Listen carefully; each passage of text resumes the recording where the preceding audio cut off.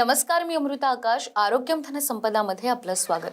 आज आपण sports injury आणि रोबोटिक गुडघा प्रत्यारोपण याविषयी माहिती घेणार आहोत आणि आपल्याला मार्गदर्शन करण्यासाठी आपल्यासोबत आहेत डॉक्टर सौरभ गिरी. डॉक्टर, कार्यक्रमात आपलं स्वागत. नमस्ते. विषयाला आपण सुरुवात करणार आहोत. त्याआधी आपण डॉक्टरांची ओळख करून घेऊयात. डॉक्टर सौरभ गिरी हे प्रख्यात MS orthopaedic robotics joint replacement आणि ऑर्थोस्कोपी सर्जन आहेत. सध्या ते डेक्कन हर्डीकर हॉस्पिटलमध्ये robotics joint replacement unit head म्हणून प्रॅक्टिस करतात.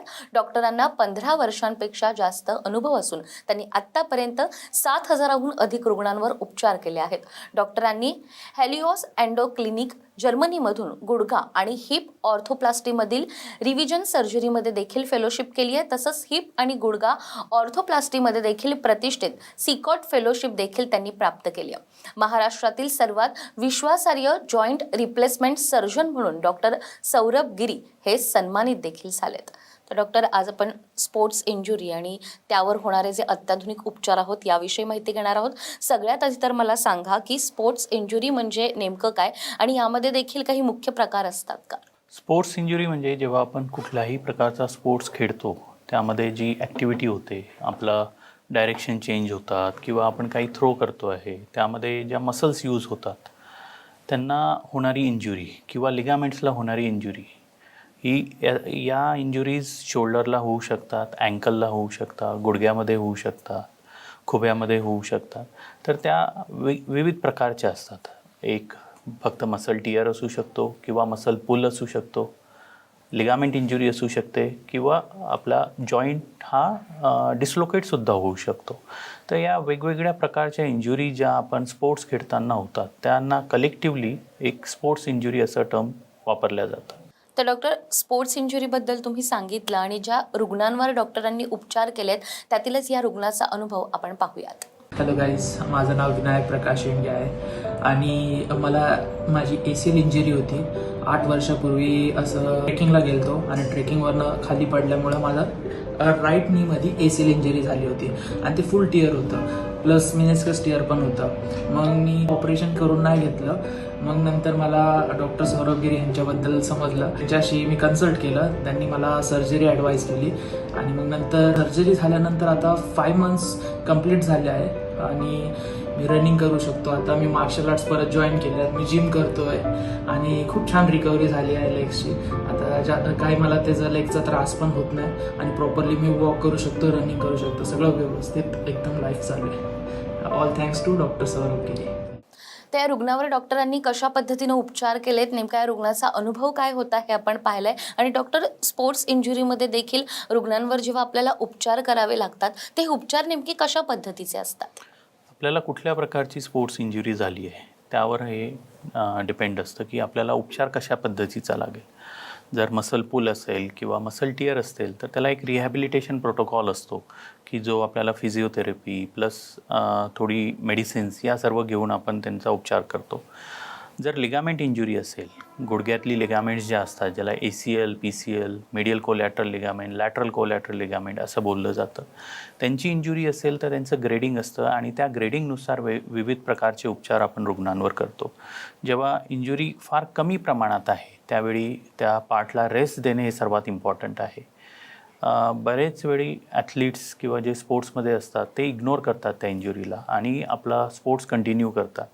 तर जी इंजुरी ग्रेड 1 असते ती ग्रेड 2 किंवा ग्रेड 3 होऊ शकते आणि त्यावेळी मात्र आपल्याला वेगळे उपचार करावे लागतात. तर ज्यावेळीसुद्धा आपल्याला स्पोर्ट्स खेळताना इंजुरी झाली आहे तर आपण त्याला इग्नोर नको करायला हवं आणि त्याचा त्वरित उपचार करायला हवा. सर्वात इम्पॉर्टंट आहे केव्हा पण आपल्या गुडघ्याला किंवा आपल्या अँकल जॉईंटला इंजुरी झाली आहे तर त्या पार्टला रेस्ट देणे, सेकंडली त्याला आयसिंग करणे आणि डॉक्टरांना कन्सल्ट करणे हे सर्वात इम्पॉर्टंट आहे. जर आपण ती इनिशियल इंजुरी इग्नोर केली तर ती वाढू शकते आणि जेव्हा ग्रेड 3 टियर असतो त्यावेळी मात्र त्याला सर्जरी किंवा प्लास्टर लावणे हे सर्व करावं लागू शकतं. अगदीच. त्यामुळे रुग्णाला दुखापत नेमकी किती झाली आहे त्यानुसार ठरतं की त्याच्यावर उपचार कशा पद्धतीनं होतात. आणि ज्या रुग्णांना स्पोर्ट्स इंजुरीबद्दल अधिक माहिती हवी असेल, स्क्रीनवर तुम्हाला नंबर दिसतोय, या नंबरवर संपर्क साधून या ट्रीटमेंटबद्दल तुम्ही डॉक्टरांकडून मार्गदर्शन घेऊ शकता. ज्या रुग्णानं ही ट्रीटमेंट घेतली आहे नेमका त्याचा अनुभव काय आहे ते आपण पाहूयात. मेरा नाम प्रदीप साठे है मैं इंजीनियरिंग फील्ड से बिलोंग करता हूँ। जब मेरा कॉलेज चल रहा था करीब 3 साल पहले, तब मुझे बायलैटरल एसीएल इशू हो गया था, मतलब कम्प्लीटली एसीएल डैमेज हो गया था। तो 3 साल मैंने इसको इग्नोर किया। आफ्टर 3 साल में चल नहीं पा रहा था, मैं एक जगह से डायरेक्शन मुड़ नहीं पा रहा था, मैं घुटने पे बैठ नहीं सकता था अपने। तो ऐसे इशू हुए तो फिर मैंने हॉस्पिटल के साथ कंसल्ट किया, डेक्कन हॉस्पिटल का। तो गिरीश सर ने हमारे वगैरह देखे, उसमें बोला कम्प्लीटली बोथ लेग का एसीएल प्लस मेनिस्कस है। तो हमने एक ही सर्जरी, दोनों bilateral surgery 1 day at a time plan की थी। तो सर्जरी काफ़ी अच्छी हुई। After 1 month like I am going to walk now. मैंने वॉकिंग स्टार्ट किया है। मैंने अपने नॉर्मल रूटीन वगैरह सब कर पा रहा हूँ। मेरा पैर भी अभी वेट होता है 120 डिग्री प्लस।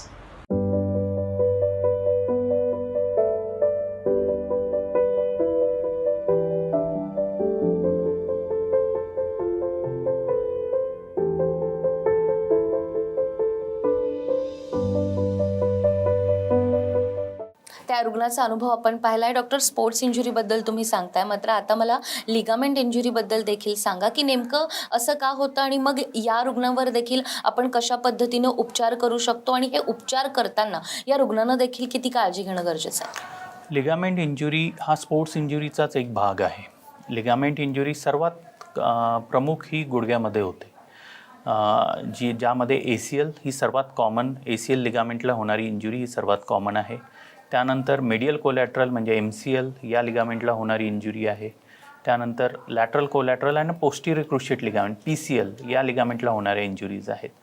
शोल्डरमध्ये पण काही आपले टेंडॉन्स आणि लिगामेंट्स असतात, त्यांना पण इंजुरी होऊ शकते स्पोर्ट्समध्ये. शोल्डरला होणारी इंजुरी प्रामुख्याने ज्या स्पोर्ट्समध्ये आपण काही थ्रो करतो त्यामध्ये होते, म्हणजे क्रिकेट किंवा आपण जॅव्हलिन थ्रो यामध्ये त्याला शोल्डरमध्ये इंजुरी होण्याचे चान्सेस जास्त असतात. जी ACL किंवा गुडघ्याची जी इंजुरी आहे ती फुटबॉल प्लेयर्समध्ये कॉमन आहे. आणि या ACL किंवा PCL पोस्टिरियर क्रुशिएट लिगामेंट किंवा ACL अँटीरियर क्रुशिएट लिगामेंट यांना होणाऱ्या इंजुरीचे 3 प्रमुख प्रकार आहेत: ग्रेड 1, ग्रेड 2 आणि ग्रेड 3. ग्रेड हे जे प्रकार आहेत ते आपण MRIवर डिफाईन करतो, म्हणजे MRI केल्यानंतर आपल्याला कळून येतं की कुठल्या प्रकारची इंजुरी त्या लिगामेंटला झालेली आहे. तर ग्रेड 1 आणि ग्रेड 2 इंजुरीला मोस्टली एक फिजिओथेरपी असते, म्हणजे आपल्याला काही व्यायाम दिले जातात, ते आपल्याला करायचे असतात, त्याला रेस्ट द्यायचा असतो आणि काही मेडिसिन्स असतात हे आपल्याला घ्याव्या लागतात, म्हणजे ग्रेड 1 आणि ग्रेड 2 इंजुरी करतात. जेव्हा ही इंजुरी ग्रेड 3 किंवा कंप्लीट टियर असतो, म्हणजे कंप्लीट टियर आहे ACLचा किंवा कंप्लीट टियर आहे PCLचा, त्यावेळी मात्र याला औषधी किंवा फिजिओथेरपी हे उपचार लाभत नाहीत आणि त्यावेळी आपल्याला शस्त्रक्रियेचा विचार करावा लागतो. शस्त्रक्रिया म्हणजे आपण ती आर्थ्रोस्कोपी म्हणतो त्याला, जी दुर्बिणीने केली जाणारी शस्त्रक्रिया आहे, त्याला ACL रिकन्स्ट्रक्शन किंवा PCL रिकन्स्ट्रक्शन असं म्हटलं जातं. अगदीच. तर आता तुम्ही ज्या ACL इंजुरीबद्दल आम्हाला सांगितलं, तर यामध्ये देखील सर्वाधिक किंवा आपण म्हणू शकतो अत्याधुनिक अशी कोणती उपचार पद्धती आहे का आणि याचा रुग्णांना किती फायदा होतो? ACL इंजुरीमध्ये सध्या जी लेटेस्ट टेक्निक किंवा अत्याधुनिक उपचार जो आहे त्याला ऑल इनसाइड ACL असं नाव आहे. ऑल इनसाइड म्हणजे सर्व काही गुडघ्याच्या आतमध्येच आपण त्याला नवीन बनवणे, त्या लिगामेंटला. गुडघ्याला कुठलंही बोन पूर्णतः काढणे आणि स्क्रू टाकणे असं करायची त्या टेक्निकमध्ये गरज नाही आहे. ऑल इनसाइडमध्ये आपण बोन काढणे जे आहे, बोनला जे आपण ड्रिलिंग करतो ते फार छोट्या प्रमाणात केलं जातं आणि त्यामध्ये कुठलाही स्क्रू वापरला जात नाही. स्क्रू वापरल्या जात नाही तर त्या स्क्रूला डिझॉल्व होणे किंवा तो स्क्रू बॉडीशी रिॲक्ट करणे या सर्व गोष्टींचा आपल्याला वेट करावा लागत नाही, वाट बघावी लागत नाही. आणि जेव्हा आपण ऑल इनसाइड टेक्निकनी ही सर्जरी ACL रिकन्स्ट्रक्शनची सर्जरी करतो, त्यामध्ये तो रिकव्हरी पिरियड जो आहे तो 4 to 5 months म्हणजे 4 ते 5 महिन्याला येतो. जर आपण 30 शस्त्रक्रिया एका जुन्या पद्धतीने म्हणजे स्क्रू टाकून केली तर त्यामध्ये रिकव्हरी पिरियड जो आहे तो 1 वर्षापर्यंत जातो. दुसरं टेक्निक जी आहे, जी लेटेस्ट टेक्निक ACL रिकन्स्ट्रक्शनसाठी आहे, ती ऑल इनसाइड ACL रिकन्स्ट्रक्शन आणि इंटरनल ब्रेसिंग या नावाने आहे. इंटरनल ब्रेसिंग म्हणजे काय, आपण जी नवीन लिगामेंट तयार केली आहे ती लगेच काही हाडाला जुळून येत नाही, तिला प्रोटेक्ट करण्याची गरज असते. त्यासाठी मोस्ट ऑफ द टाईम आपण रेस्ट सांगतो किंवा बेल्ट वापरायला सांगतो, पण ते पण काही प्रमाणातच काम करू शकतं. तर जेवपर्यंत लिगामेंट आपली बोनला जुळून येत नाही तेव्हापर्यंत त्या प्रोटेक्ट करण्याला एक आम्ही फायबर टेप वापरतो, त्याला इंटरनल ब्रेसिंग म्हणतात. म्हणजे आपण नवीन लिगामेंट रिकन्स्ट्रक्ट केली, त्या लिगामेंटला जेवपर्यंत ती पूर्णतः हाडाला जुळून येत नाही तेव्हापर्यंत प्रोटेक्ट करण्यासाठी, की ती स्ट्रेच नको व्हायला किंवा त्यावर काही जास्त लोड नको यायला, याकरता आम्ही एक फायबर टेप नावाचं इम्प्लांट वापरतो आणि त्या लिगामेंटला प्रोटेक्ट करतो. त्या लिगामेंटला प्रोटेक्ट केल्याचा फायदा हा आहे की ती व्यवस्थित हाडाला जुळून येते आणि त्याची स्ट्रेंथ जी आहे ती मेंटेन राहते, ती काही स्ट्रेच आउट होत नाही किंवा जास्त इलॅस्टिक होत नाही. तर याला all inside ACL reconstruction and internal bracing हे नाव आहे. ही लेटेस्ट टेक्निक आहे ACL रिकन्स्ट्रक्शन करिता. अगदीच.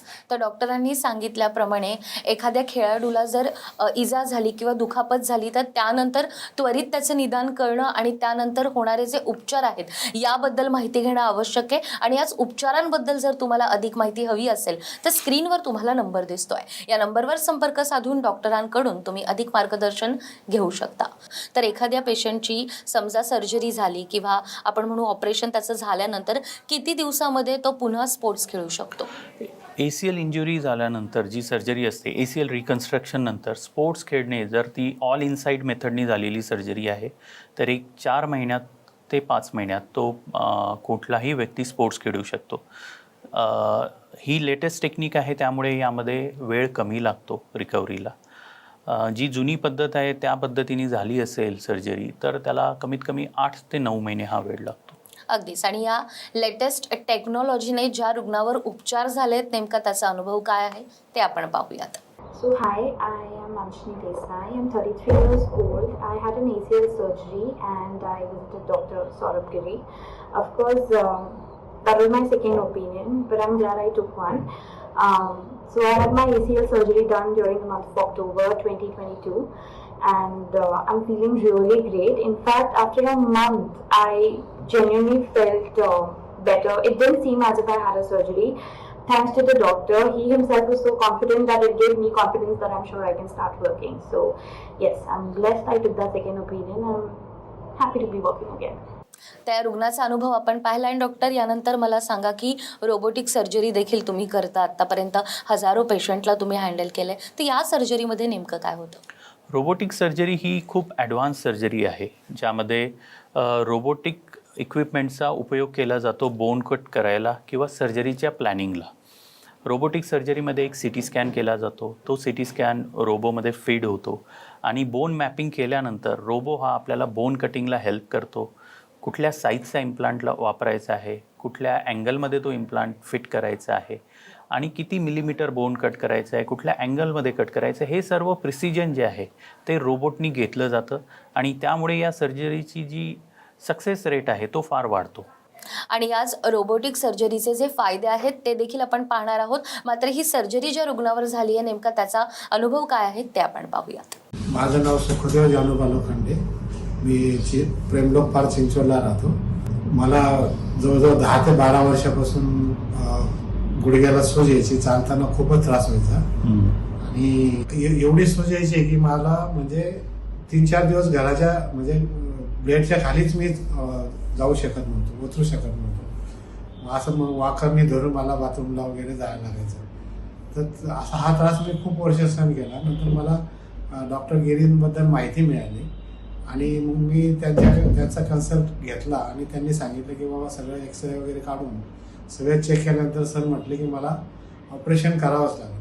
मग मी ऑपरेशन केलं आणि मला लगेच त्याच दिवशी मला चालायला त्यांनी उभं केलं आणि मी चालायला लागलो. तर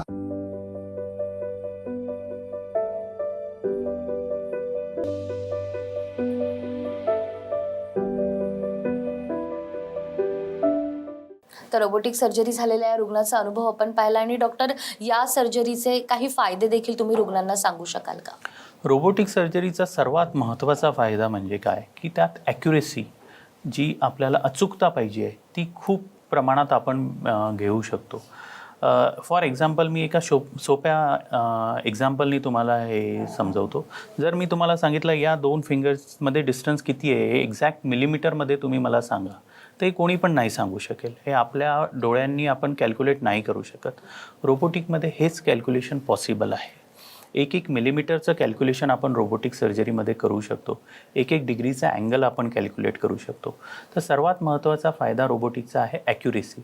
ॲक्युरेसी वाढली तर त्या सर्जरीची लाईफ वाढते. दुसरा महत्त्वाचा फायदा आहे रोबोटिकचा की त्यामध्ये ब्लिडिंग कमी होतं, रक्तस्राव कमी होतं, बोन मॅरो ओपन करावा लागत नाही. बोन मॅरो ओपन केला नाही तर ब्लिडिंग कमी होणार. आणि ऑपरेशननंतर जे बरेच रुग्णांना पहिले आपल्याला ब्लड ट्रान्सफ्युजन करावं लागायचं ते आता करावं लागत नाही. तिसरा महत्त्वाचा फायदा म्हणजे जे ऑपरेशननंतर दुखण्याचा त्रास असतो, कुठलीही शस्त्रक्रिया झाल्यानंतर आपल्याला पेन होणार आहे, स्वाभाविक आहे.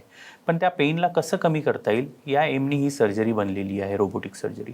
तर कन्व्हेन्शनल सर्जरीपेक्षा रोबोटिक सर्जरीमध्ये ऑन ॲन ॲव्हरेज 50% कमी पेन असतो. तर हे सर्व फायदे रोबोटिक सर्जरीचे आहेत. अगदीच. तर डॉक्टरांनी रोबोटिक सर्जरीचे फायदे आपल्याला सांगितलेत.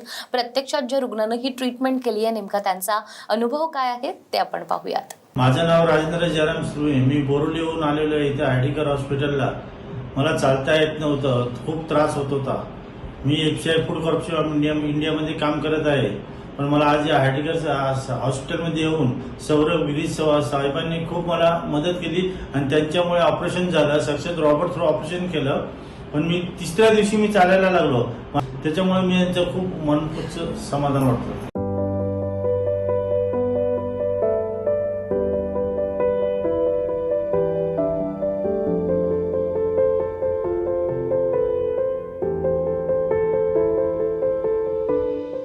त्या रुग्णाचा अनुभव आपण पाहिला आणि डॉक्टर प्रत्यक्षात ज्या रुग्णांनी ही सर्जरी केली आहे नेमकं त्यांच्या आयुष्यामध्ये काय बदल घडतात आणि पेशंट त्यांचा फीडबॅक नेमका तुम्हाला कसा देतात? सर्वात महत्त्वाचा फायदा म्हणजे पेशंट हा सोशल बनतो या सर्जरीनंतर. माझ्याकडे बरेच पेशंट येतात, त्यांचा अक्षरशः त्यांच्या डोळ्यात अश्रू येतं हे सांगताना की मला गुडघ्यात एवढा त्रास आहे की मी घराच्या बाहेर जाऊ शकत नाही आहे. मी अक्षरशः एकटा झालेलो आहे या त्रासामुळे, कारण की मी कुठे जाऊ शकत नाही, कोणाला भेटू शकत नाही. तर या सर्जरीनंतर जेव्हा त्यांचा पेन ठीक होतो, त्यांची चालण्याची पद्धत ठीक होते, ते या सर्जरीनंतर घराबाहेर पडायला लागतात. सोशल कनेक्ट त्यांचा वाढतो. आणि स्वाभाविकच आहे की ह्युमन हे सोशल आहेत. आपण इंटरॅक्शन करणार तर आपल्याला आपलं मन समाधान राहणार. आणि जे आपल्याला डिप्रेशन राहतं की मी घरातल्या घरात राहिलो आहे, मी डिपेंडंट झालो आहे, ते निघून ते एक नॉर्मल आयुष्य आपलं जगू शकतात, घराबाहेर पडतात, फिरायला जातात. तर त्यांचा जो तो एक्सपिरियन्स येतो सर्जरीनंतरचा की मी ही सर्जरी पहिलेच केली असती तर मला खूप फायदा झाला असता. 100रातले 90% पेशंट हे म्हणतात की मी ही सर्जरी जर 5 वर्ष आधी केली असती तर मला एवढा त्रास सहन करावा नाही लागला असता. तर हा सर्वात मोठा या सर्जरीचा फायदा आहे की तुम्ही एक आपल्या एका घरात बसून राहण्यापासून तुम्ही घराबाहेर पडणे, सर्वांना भेटणे, आपले इच्छा होती ती पूर्ण करायला लागतात. तर हा सर्वात मोठा बदल त्यांच्या आयुष्यात होतो. अगदीच. तर डॉक्टरांनी सांगितल्याप्रमाणे रोबोटिक सर्जरी झाल्यानंतर अनेक रुग्णांच्या आयुष्यामध्ये सकारात्मक बदल दिसून आलेत आणि ज्या रुग्णानं ही ट्रीटमेंट घेतली आहे त्यांचाही नेमका अनुभव काय ते आपण पाहूयात. मी राजेश्वर विश्वनाथप्पा डांगे, मुक्काम पोस्ट सोनपेठ, हाल मुक्काम लातूर.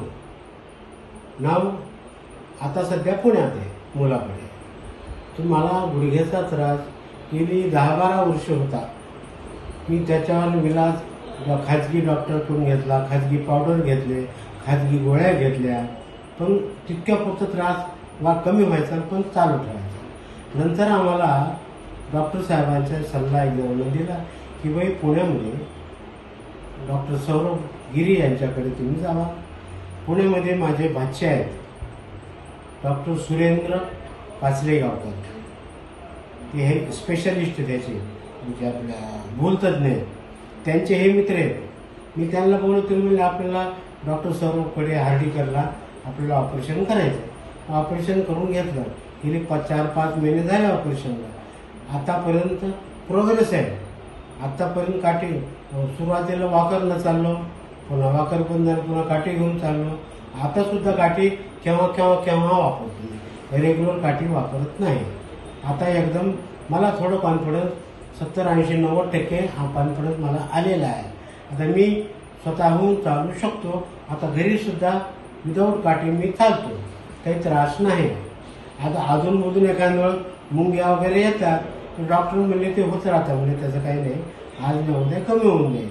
आज मी एकदम चांगल्यापैकी आहे. तर सर्जरी झालेल्या या रुग्णाचा अनुभव आपण पाहिलाय आणि तुम्हालाही जर का या ट्रीटमेंटविषयी डॉक्टरांकडून अधिक मार्गदर्शन हवं असेल तर स्क्रीनवर तुम्हाला नंबर दिसतोय. या नंबरवर संपर्क साधून लवकरात लवकर या संपूर्ण ट्रीटमेंटविषयी तुम्ही डॉक्टरांकडून अधिक माहिती घेऊ शकता.